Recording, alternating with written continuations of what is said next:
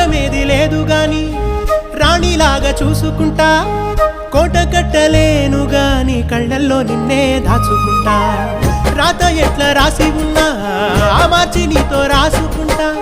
స్వర్గమంటూ ఉన్నదంటే అది నీతోనే ప్రతిరోజు పంచుకుంటా నిన్ను గన్న మీ నాన్నకన్నా అల్లారు ముద్దుగా సాదుకుంటా నీకు కోపం వస్తే కొంత దూరం ఉంటా నువ్వు గీత గీస్తే నేను దాటనంటా కంట నీరు కంటి రెప్ప దాటకుండా కాటుకై కావాలుంటా